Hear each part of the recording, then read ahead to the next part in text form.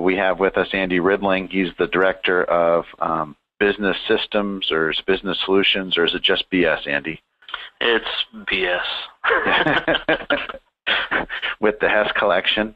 Our plan is to very quickly, out of the next 5 to 10 minutes, kind of just highlight the problem solution benefit that we've gone through with Andy, working through price management, and ultimately the use of that data in the target business intelligence suite, the benefits that he's receiving. So kind of high level stuff, a few PowerPoint slides, but then really get into the demo of what they're doing, how they're doing it, and what kind of impact it's having for Hess. Andy, before we actually get onto the problems, you've been using Target, the Business Intelligence Suite, for a while. Why don't you give a little bit of background about how you've been using that, and then where we got into, how do we get into this thing with pricing management? Yeah, so I've been a Target customer since 2004, and we started out mainly just for depletions. We had old pivot tables to do depletions, and we subscribed to a data source to start getting our depletions electronically and loaded them into Target. And as the years have gone by, I met Doug a few years after that. We started doing a lot more, our shipments, inventories, GL reporting. So it's become our main reporting and BI tool here at the winery. So knowing that, we had a challenge here internally. Our CEO had come on board. He'd been here about 6 months or so, and he came to me with a question about our spend. How do we track our spend? Where's our money going? Our costs are exploding for pricing and promotions, and our volumes are not growing at nearly the same rate. And he wanted to know where the money's going. And I said, well, just ask finance. They know where it's going. And he says, well, no, I need to know at the level of by item, by distributor, by deal type. And so it kicked off this project of, well, how do we figure this out? Well, we had no visibility into our pricing. We had to ask individual sales managers what the pricing was in a territory. We had no control over what they were agreeing to with the distributors. We had no central repository of the deals. We had no way to measure the spend in any way. We could see what we spent every year, but we couldn't do anything about it. It was already after the fact. And then we like to joke about crimes against the winery. We had deals that were unsustainable. We're actually losing money on certain deals, and we had no way of even knowing where it was. So the whole thing was just unsustainable. Our CEO wanted to figure out what was going on and wanted to make changes, so he came to me to figure this out. So I mean, that was the problems, and so once we started addressing the problems, go ahead and click forward, Doug. We had to, first of all, collect the pricing from the sales team. So our first cut was to get them into Excel, which that's pretty common. I've found with other wineries and beverage wholesalers.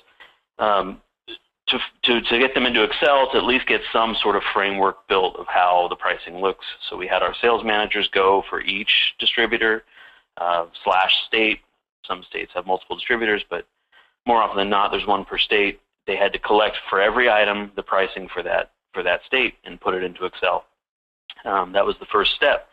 But being that I'm very aware of how databases work and the importance of master data and data warehouses, I knew that we had to get this into some sort of central repository to ever have any intelligence discussion around pricing. So that's when I contacted Doug to start this project of building our pricing management portal. So Doug, I don't know if you want to jump in and talk about your role in this. Sure. Well, this Excel thing is, this is a grid that we see at multiple of our target customers. You're the first to really take the bull by the horns on the pricing side. And it came down to, you came and said, hey, we really need to be able to see where our margins are. And ultimately you're trying to figure out, how to make a better impact with your spend, be able to have conversations around things. And I think, cell here C42 was the driver. How do we get a weighted distributor margin compared to your margin and try to balance all that out? And so, as you talked with us, you were talking about other solutions that existed, and, some of them might have been sort of Excel on steroids a little bit. Yeah. We learned to do our due diligence and figure out, is this something that's been done before? Are other people doing this well? Is there a quick solution? Not necessarily quick, but is there a good solution out there that we could just subscribe to or whatever. And we looked around, poked around. We found that it was either too expensive or it wasn't really worth what we were trying to get to, because our whole end game was to how do we use Target to figure out where the money's going and everything, and we had no way to connect that to our ERP system. So we wanted to drive everything through the ERP, which then feeds into Target, and so we figured it was best to build our own system utilizing the resources of Business Impact to do it well, because we, again, had history and we know the work that they do. So that's when we decided to kick off our own portal and our own system. Well, I mean, and the whole idea, I mean, some of the pain points that I do want to touch on, it was really difficult getting the information from the sales team to start with. It was extremely painful. And I always talk about, we had 3 different types of sales managers.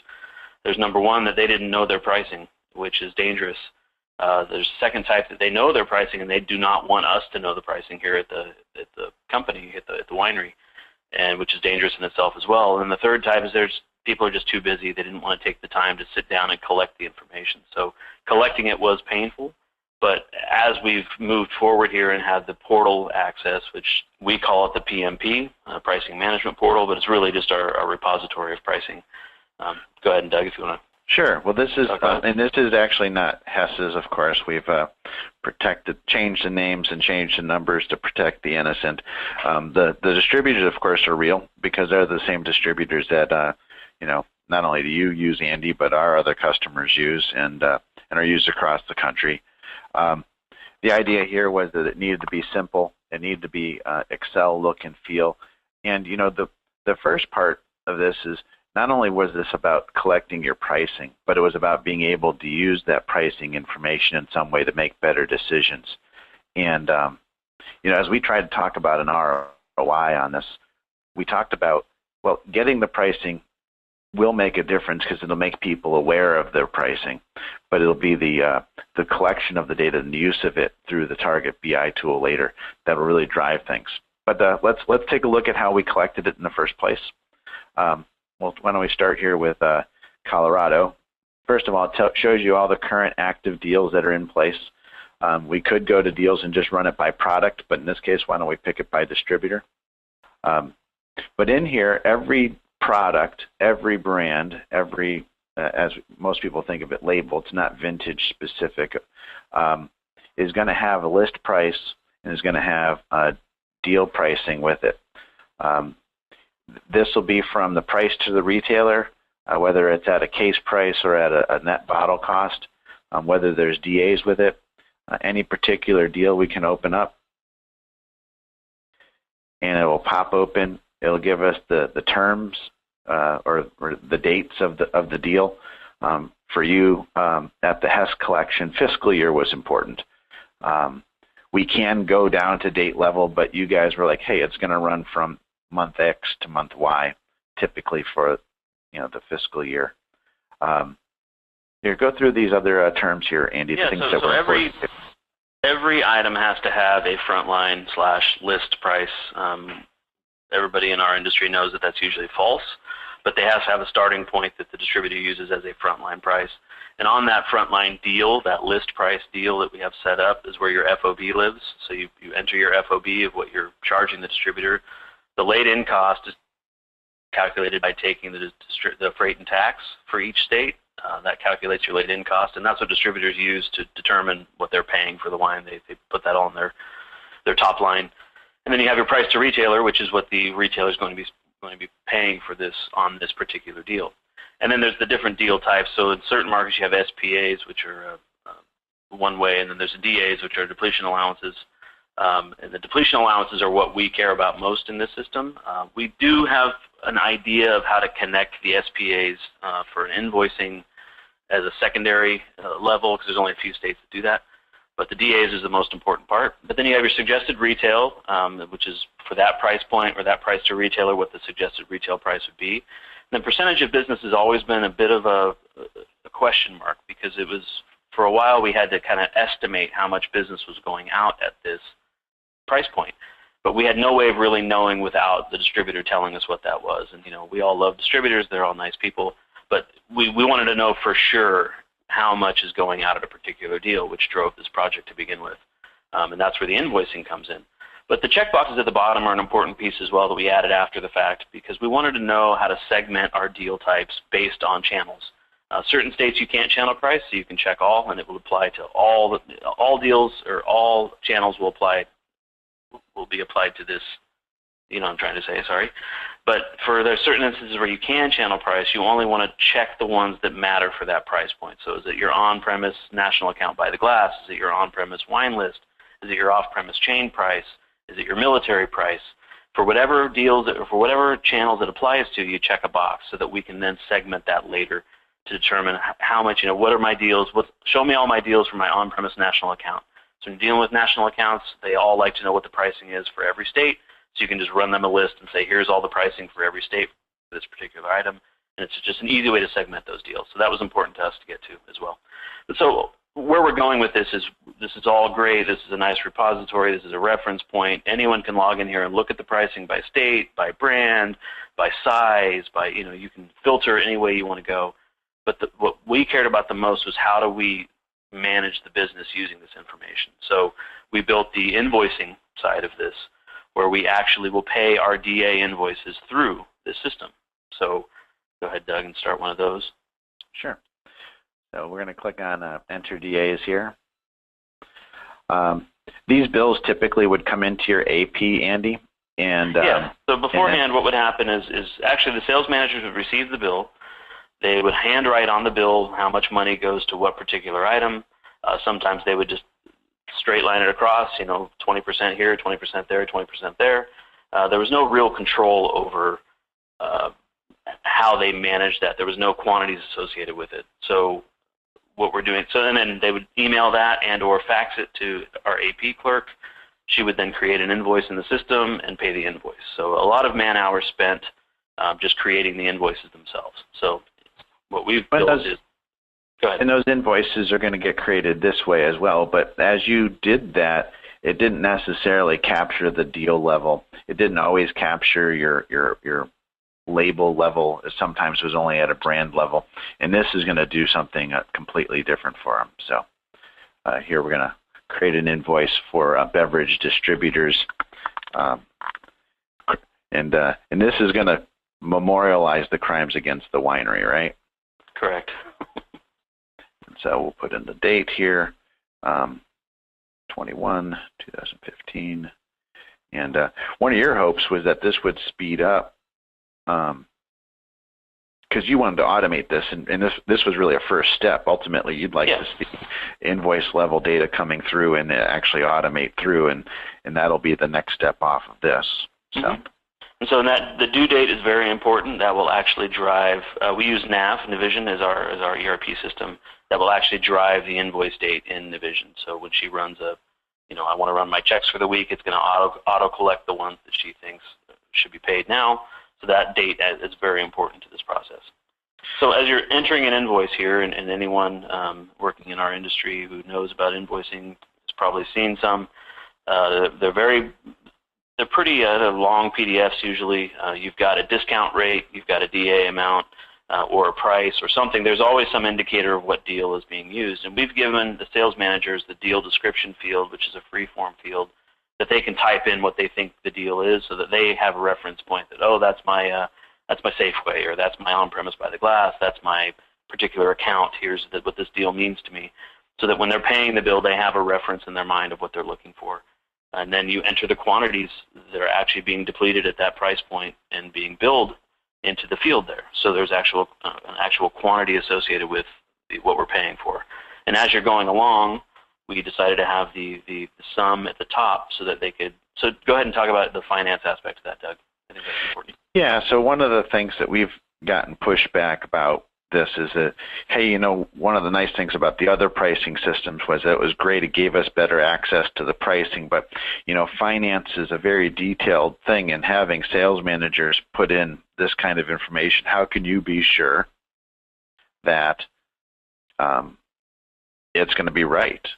And so first of all, it had to be easy to put in because it's just coming off of a spreadsheet or off of a PDF.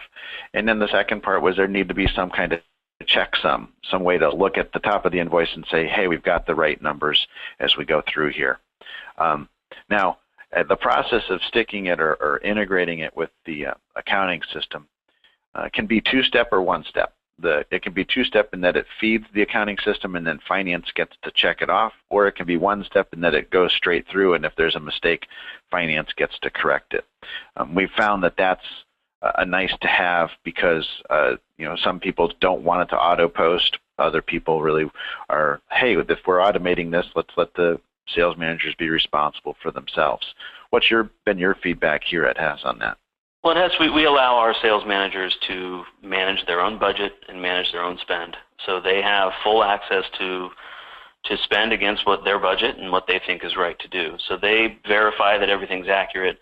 We started out, we auto-posted the DA invoices, but it turned out that there were a few errors every once in a while. There's a lot of questions about, they had to unpost and then start over again. So we determined that our AP clerk should take a quick look over and just make sure the numbers look right before we actually post the invoice and pay it. We allow, there's a lot of freedom in our sales organization too. This is their budget, it's their plan.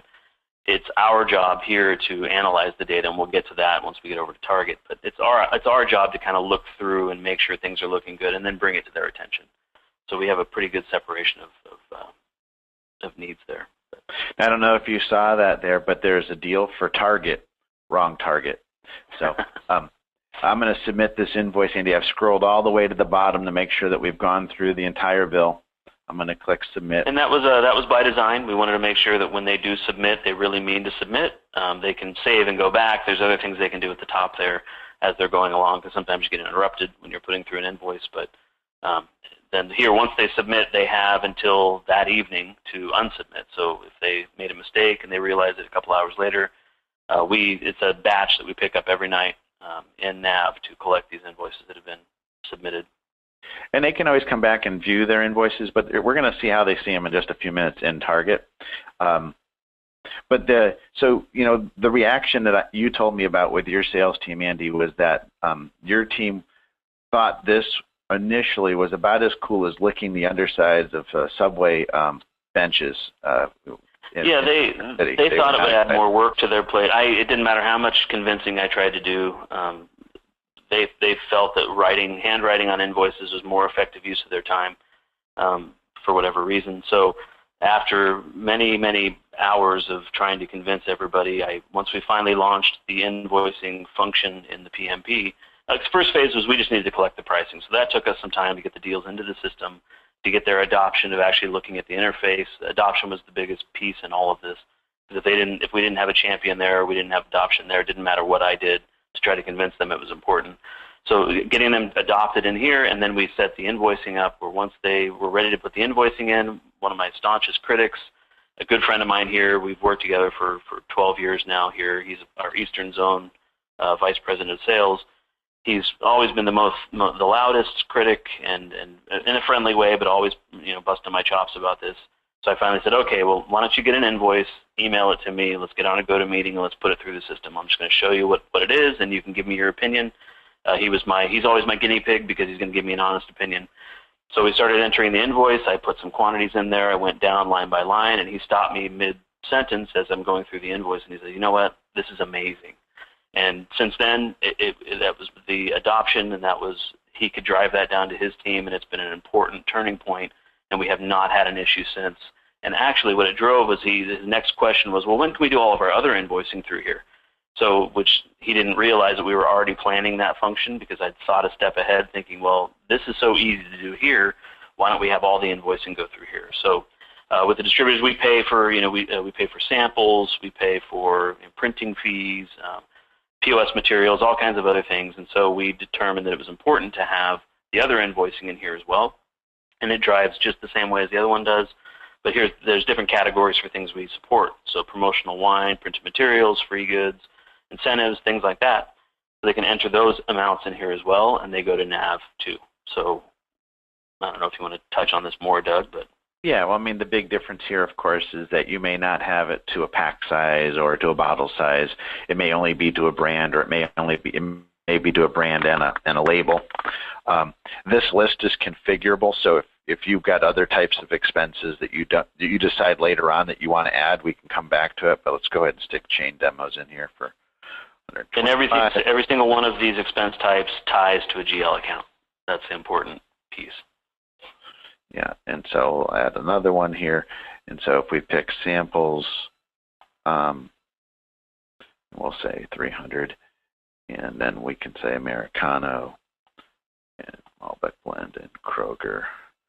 And it's got the same thing. It has a checksum at the top. You put in the invoices and it goes through. But ultimately, all of this is a means of collecting. It's useful to have a repository of your pricing, just for, what are my prices on Chardonnay across the country? What are my prices on Cabernet? Or what's my best by the glass? But it all comes down to how do we get to use this information. So now, so anybody who uses data knows that data is great. We all use it. We all love it. It's important to have. But there's a time where it's how important is it and what are you going to do with it? And so our whole end game here was to get something out of this. It was great to have it. So for the sales side, they wanted a tool to be able to see their pricing. That's great. So they could reference it. They know what it is. The finance side, we wanted to be able to collect the invoicing and say, okay, this is how we're going to pay the invoices. It saved our AP clerk, 25, 30 hours a month.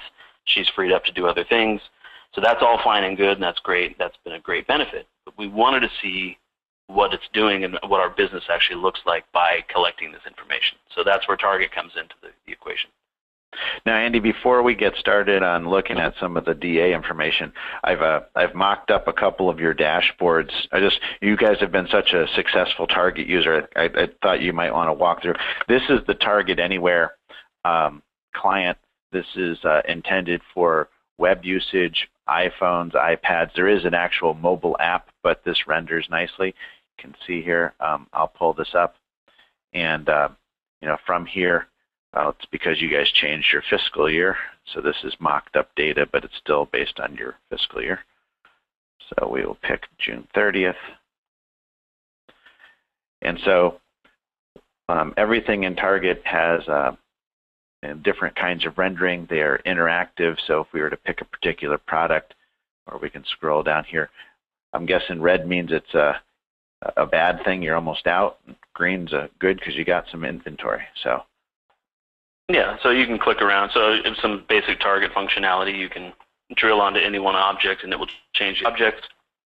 So if you go ahead and drill there to any one of those, Doug, it'll change the look and feel here. I think you have drill. Yeah, there's some triggers in there. Yeah, yeah. There's a lot that Target can do, and I'm sure Kyle at the end will kind of recap. And if there's any questions on Target use, I've again been a user for, I'll say, 11 years now, because it has been. And so anything in a real-world scenario, I'm always available to talk about Target because I love it and I will sing its praises forever. So that was not being paid for. I didn't get paid to say that. So, but it is that good. It's a great tool. So anyway, so we use Target, like I said, as our main BI and reporting tool. Yeah. So we wanted to have the pricing data. Yeah. Those all have triggers. Yeah. Yep. That drill down in different ways to different places, and some of those are shipments, some of these are depletions, and of course people are very familiar with it. I'm going to click over to, oops, wrong one, to documents. We'll open up our first DA, our depletion allowance here, our dashboard. And here we might be looking at DAs that come in by product and brand. We can see the actual deals down below. We can see our divisions or our regions over here on the side. And this is the part where Target does get kind of fun. If I say, hey, let's look at my California region, when I click that slice of the pie out, everything else is going to filter on that. If I click on Malbec down below, I can see what's going on with Malbec. And I can see, well, this is kind of weird. I can see I've got quite a bit of Malbec in California going out on the 2-case deal, 3-case by the premise. But then I see my Safeway deal, and I've got a huge amount. In fact, I have more than I even had depletions for. So one of the things that we're doing in the data warehouse in the Cube and allowing Target to do is visualize where you've actually been charged more cases than you actually saw depletions for. in that period. Now, yeah, and there could be various explanations for that. Sometimes it's timing. They might bill you a month later for something they depleted the previous month. There's certain things like that. But you would look for anything egregious like this. I mean, if we ever saw 81,000 in the red, that would be worth a phone call or two. But, but if it's a case here or there, it can be a rounding issue. But it's important because one of our big things was we wanted to see how much was on deal. So we want to know not only what deals are on, but the first cut would be how much is actually on a deal, or how much are we getting full price for versus what's supported. So that's the difference in list price. So everything that is not supported will show up under list price because we assume that it's being sold at full list. And now we know that's not true with the distributor. They have multiple deals that we don't see. And we do have the ability to put those deals in our system just for reference, but there's really no way currently until we have invoice level distributor data to find out exactly how much is going out at each of those other deals. So we don't know what their true margin is, and we don't know exactly what other deals are being sold at. So we just have to assume that everything that isn't on deal is at list for our purposes. Right. So this is just a dashboard. I'm going to click over to the client now, and I'm going to pull up Safeway here. So one of the deals that we were kind of playing around with is that you guys at times will, because business entities cross state lines, but they like consistent pricing so long as it's not one of the states that doesn't allow channel pricing. You might set a specific deal aside for them by product or by brand. And so here's an example we can see. Here's what was charged against. Here's how many actual were depletions to Safeway. I've been able to select Safeway as a promotion and as an account. And down below here we can see, for instance, that the Meritage product, the red blend, is got 829 depletion allowances charged against it. There were only 48 cases depleted, and so that certainly would be worth that phone call or two as well. Yeah, because if you set up, so for some national accounts, you set up specific pricing for them, and it's only for them. So it'd be good to know that if anybody else is buying at that deal level. And if so, there might be a similar deal that the distributor has in their system that should be being sold to that other retailer. Because a lot of times you'll work out deals with particular accounts to give them special pricing so they're the only ones in that market to have that price. And so it can cause some grief if other people are buying it at that price. So it's, it's just, again, reference. It's something to good to know and make a phone call and figure out what that is. And that's at our winery. That's the sales manager's opportunity to do something about it if they think there's a problem. But again, it's just good to know. It could be that the distributor is taking advantage of the deal, and I'm not suggesting do this. So yeah, one thing we assume to buy on it. Yeah, we assume that a lot of that happens with buy the glass. Buy the glasses tend to be the deepest deals we have, and so our big push is to figure out how much is going out of buy the glass, because we want to make sure that if on premise is a certain number being depleted, we want to make sure that we're not doubling that in DA quantities. It's important for us to make sure that we're maintaining brand standards and things like that. So I'm going to switch this over to net DA margin. Ultimately, this is the goal that you had, was to figure out where your margin was and where your distributor's margin was as much as possible. Again, realizing that until you have the actual invoicing that shows the actual price out to the retailer, it would be difficult. But at the top, we can look at it by state. Down at the bottom, we're looking at it by product and by and label. But if we were to pick any particular state, again, the power of target, here we have a situation where Georgia is showing that you're getting decent margin, where, technically decent margin, we've got a little green, but they're doing really well, so maybe they're hurting the retailer. What products are in that market? And we could even go to deal level if we wanted to, and to change this out and to see which deals they are actually working at. And again, distributor margin is always going to be a relative discussion, because they might say, well, actually, I'm really only at 45%. And even that's pretty good. So, yeah, but it is relative that when you look at your support to the distributor, you're paying them to sell at that deal level. If they're taking advantage of you, if they're at 78% margin, even if it's 45% margin, that either means they're not charging, or they're charging more to the retailer than they should be, and also billing us more than they should be because we're supporting at a higher margin than we want to support at. So the typicals, they want 25 to 30%, across the table. So we always want to try to maintain that level. Well, and Target's so easy to use. For the analyst who would like to actually drill into this, and maybe not necessarily the VP, but someone who's an analyst, they could always right-click, copy this, say I don't want to look at it by product, I want to look at it by promotion type. I can put the description in here. And so now I have this here, and I will put that there.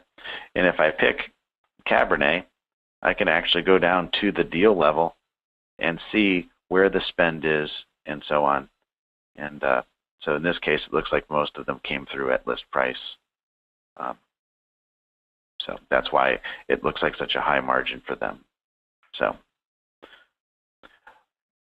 again, these numbers wouldn't ever really look, that's not really close to reality, but the idea is, the idea is it gives you some relativity to what you're making to what they're making. So the last one I wanted to show here, because the key of all this was the percent of business on each deal. So if we go back to the spreadsheet here for half a second, here were the deals by the glass, quantity, different by the glass deal.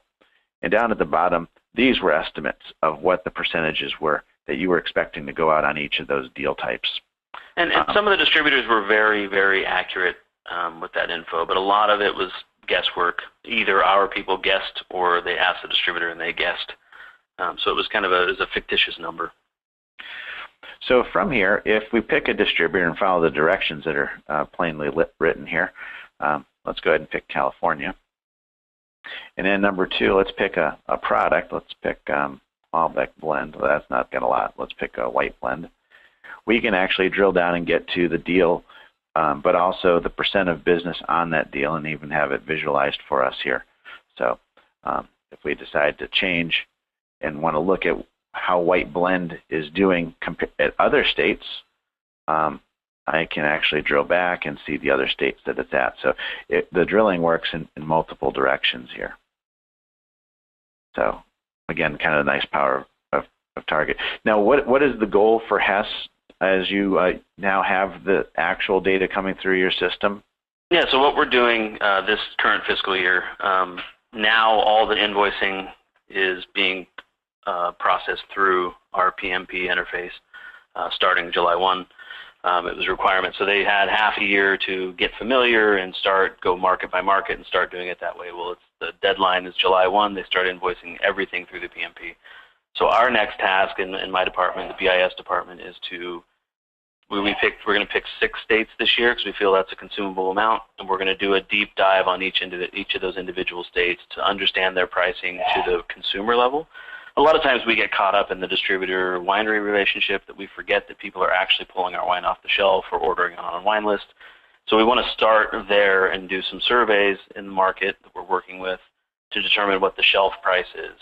And then from that, determine the retail price point and the retail margin to understand retailer margin, and then look at what deal that we're supporting and what margin the distributor's making and what margin we're making in that.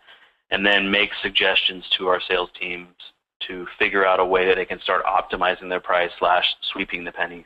A lot of distributors want to stay with a margin. I want 25 points. I don't care. And so we ask them, then why are you giving them $7 even as a DA? If they want 25 points, that's $6.83. So you can have the discussion about let's optimize the price to the best point. And we want to partner with our distributors to make sure that we're all whole in this, that we're not trying to take something from them. We just want to be better and more intelligent on how we're managing price with them so that we're all capturing the business that we want. We don't want retailers having an 85% margin. We can increase, or the distributor can increase their price to the retailer, and we can actually minimize our DA support at the same time. So we want to work with them to get these things accomplished. And that's why we don't want to start big. We're not doing it with all 50 states. We want to start with a consumable amount the first year. And then I think as we get smarter and we educate our salespeople to be better pricing managers, it will help that ongoing that when we're planning price all the time, we're always having those things in mind. So go ahead, Doug. This is an important slide here. Yeah. So as we went through this whole process together, the end. You begin with the end in mind, and we talked because we helped you with your data visualization and your data warehouse and making targets, and integrating that and architecting it. But ultimately, it was about money for the Hess collection. I'm not saying you spend $10 million a year. We just did this for easy numbers. But as you're sweeping those pennies, if you can find a way to sweep enough that's 2%, that's going to be significant. And at least with our options here, as we look to sell the pricing management portal, we're not necessarily doing it on a cloud basis. It'll be a one-time purchase. So if you save $200,000 a year, that would be fairly significant. Those pennies, the difference between $7 and $6.86 may sound silly, but you start putting in thousands of cases across the country, that can make a big difference. Yeah, and I set my own goal at 5%. I want to get to where we can save 5%, and/or there's another layer to this as well. You can start having the discussions about where you're making your best business decisions. If you have a particular item that is selling great in a market, and the universe in that market is double where you are, and you're making a better margin and everybody's happy, but you're forcing in another market the same item's not doing so well, maybe it's Florida with Pinots or something, you can actually start leveraging where you should be moving your volume based on the return you're getting using this system. So that's ultimately where I envision this going, but we got to, again, crawl, walk, run. We're crawling now. We've got to a point where we understand our pricing, we can visualize our pricing, we can see where the money's going. As we start talking about optimization and sweeping the pennies and those sorts of things, we can start having the discussions about, well, look, in these 5 markets, we do extremely well in this item. The retailers are happy, the distributor's happy, they're selling at gangbusters. Working with that distributor, we determine that we can probably gain another 1,000 accounts at a price point. Let's focus our energy there and actually move the budget to that territory so that they have a little more to play with and they increase their volume there as well. So it's having that discussion now. It's no longer anecdotal for us. It's literally we're using information and data to make those decisions. And we're not being, we're not taking a machete to it. We're using a scalpel. So it's a matter of item by item, state by state, making those decisions as we go. And we aren't huge. We have 2 people in my department. We have 20 sales managers across the country. They're in various states. We don't have a pricing department. This is literally, we're trying to do this stuff, pull ourselves up by our bootstraps, be smarter about how we do it. Like I said, using a scalpel rather than a machete. And then that's our goal, is to get to the point where we're making those decisions as we plan every year, and it just becomes part of our yearly plan. So Andy, I really appreciate you taking the time to go through this. It's been a lot of fun working on it with you, and we continue to do so. The next steps of the actual case rate that's going out is something we're working on this week, and excited to get that going. And I know that you guys have been a big supporter of Business Impact. I appreciate your support. Thank you. Yeah, of course. Thank you. I appreciate it. Hey, Kyle, do we have any questions? I think I saw a couple get typed in. Yeah, we do have some questions. Andy, Doug, great job. One, I think, Andy, if you can reiterate, it looks like just types of people at your organization that are using BI, using Target. I know you covered a little bit, but if you can kind of dig in a little bit on, what departments and types of personalities are using Target. Is it just one department or multiple? We're all over the map. We have myself in my department. I have a business analyst who works with me. We're the power users here. I launched Target in 2004 by myself, built my first cubes by myself. But as we've become more intelligent with it, our CEO uses it every day. He logs in every single morning. He has 4 or 5 favorites that he checks every single day. I've actually set up a daily shipment report for him that gets emailed to his inbox every morning. So at 8 a.m. every morning he comes in and has our month-to-date shipment report, so he knows exactly what to expect this month. So our CEO of finance uses it. They pull data out. They use various other tools as well, but they use Target to dump all the shipment data and the financial data. Our sales leadership, they are all, I would not call them power users, but they're advanced users. They know how to navigate their way around. And all of our field sales have their basic functions as well, and then marketing uses it as well. So we're across the board. We're just adopting DTC data. We've always had DTC look, that's direct to consumer for anyone who might not know that. We're now going to actually have granular DTC data that we're launching right as we speak, so that our DTC management can actually see some granularity to their business as well. So it's the entire company uses it. Okay, and as a segue to that, training-wise, how was, I guess, your end user adoption and training go using a tool like Target? Oh, it's seamless. We build them. We take the heavy lifting. We build all the dashboards and build the reports for them, and then we just explain to them how to click around. It's not difficult. You can see Doug just clicking around here. It's the whole drill down mentality, and it's the filtering basically as you're going through. We have triggers set up to where if you click on an item, it's going to launch a new report for you to tell you what that item's doing across things. No, training is literally a half hour to an hour. It's not that big. Okay, so you're basically setting up the environment, and they're able to set up triggers and navigations, filters, so your sales reps, leadership can just go in and dig around and Target, get the information they need. Yeah, they can get it at their fingertips. They don't have to do a lot of work to get it. Great. Okay. And we got a question here on the source of the data. Where's it coming from? From the distributors. Yeah, the DA data actually comes as a bill from the distributors at this point. Typically the bill is in Excel or a PDF rather, and it will say, hey, we depleted 6 cases of this product at this price point, and so you owe us $6 on the DA or whatever that was. And so that matches up with, we come back here, those match up with the price to distributor and net bottle cost, and also the discount rate. And so those invoices can be one page or many pages. Typically they were going to the AP department. The sales manager would then get it, approve it, and go back. But the AP department wasn't putting them in by type. And so if we go back, and we'll just make a new one here. So the bill would really say there were 4 cases of Mendocino Zinfandel of Arts Lover, and it would say either a $4 DA, or it might say a discount rate of $32.88 or what have you. Hey Doug, I just emailed you an example of an invoice for California. You can show briefly what that looks like. Yeah, they're just looks like a dot matrix printout pretty much. It's not a newer technology. But yeah, so it comes in as a PDF and or a fax. We do get some fax invoices, but it's a very basic line by line, and then they can transfer that over here. Yeah, I hope that answers the question. All right. No, yeah, that answers it. And again, for any of those of you that you could type in questions in the question box if you have them there. We'll take a look at what it looks like here, just so you are answering the question full circle. Yeah, this PDF's quite large, 20 pages.